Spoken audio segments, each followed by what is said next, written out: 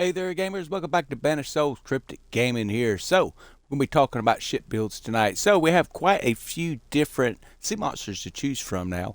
Zamoharabu just started up this week again. For those who forget what that one is, that is that kind of red and white looking Mosasaur from Season 1. Now, there was quite a few of those updates we were looking for to happen, like our warehouse space and stuff. Unfortunately, we did not get any of that. They've got that scheduled for next week. It seems like they just keep moving that stuff to the next week, That's been going on for a month now, but looks like it's slated for next week on a lot of those. But so let's talk about some of these builds here. So what I do typically if I'm looking for a good monster ship is I'm going to start with something that's got a really good hull, which would be the Snow. That is top end class. So then when it comes to weapons, I want something that's going to have a good medium range. So I use those Fire Bombard 3s. And then I use a nice up-close weapon on the sides. This Le Piqueur 3, it does a pretty good job with that ricochet damage and stuff.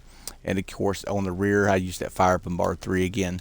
And then what I've been using here is this Infernal Maw. It's kind of nice to just throw that out there. Does that nice Sea Fire perk on there. You know, certain types of monsters it works best on. It seems to work pretty good with the Zamoharabu. Seems to work pretty good with that Lestari and stuff like that as well. So obviously when we start getting that dragon in Season 3, we'll probably have to look at something else for that. We'll just have to wait and see what that's going to look like at that time. Then, of course, our armor. There's a lot of different types of armors you can use.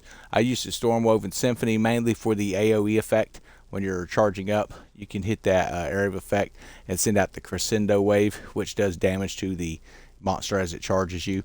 Of course, Black Prince is another great option for those who just really want some just massive armor on there. So, but that's what I'm currently using on that. When it comes to furniture, obviously it's going to have a lot to do with depending on what weapons you're using. So rigging station, that's going to help with your whole health. Works best with Black Prince armor, but you don't really need it when you're building this style ship, especially when you're level 6. Then our medicine cabinet is going to reduce crew stamina depletion.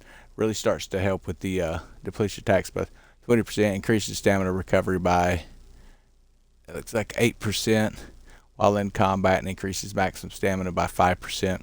Then of course our Lamari Monacan, it increases our crew stamina recovery speed by 13%, increases maximum stamina by 5%, increases the Torn Sails charge speed by 3% as well. Then I put those campaigny screens on. That's just going to help give some extra area of effect damage. Then we're using the Scupper Station, which is not bad. It says while under the effect of flooded, reduces crew stamina depletion while trimming sails at 15%. So that's pretty nice to have if you have those, you know, if you remember the Lestari and even Zamoharabu likes to come up under your ship, hits you, they'd like to try to do that flooding damage. Another great option to have on there. Then of course your Brower's Powder House increases the area of effect radius of mortars by 7%. Don't really need that on here because I'm not using a mortar. So I think what I'm going to do, I'm going to take it off and let's see what else. Because I was using mortars at one time, but I've really been enjoying some of this new stuff that we got here. So we have this new machinist station, area of operation radius of repair buoys, raised quarterdeck. That's another good one there. Helps with that flooding charge. So we're going to put that on there. So that's going to be a pretty good option to have on there. Then when it comes to your cosmetics, it's totally up to you what you want to use. I kind of have my picks that I prefer. That one's kind of cool looking. But that's going to be dealer's pick, whatever you wish. I kind of like this grotesque flyer, the big vulture on the front. Looks pretty cool, makes some weird noises and stuff. But that is my monster ship, man. Everybody has their own. There are some guys who like that double winch ballista. I imagine when it comes to that dragon, that's going to be a great build. Using those ballista on them. We'll just have to wait and see what that's going to look like at that time. But definitely stay tuned. I'm going to be going over some of my favorite ship builds this week. Every day we're going to post a new one up for you to check out. And we've got a lot of them. So y'all have a wonderful day.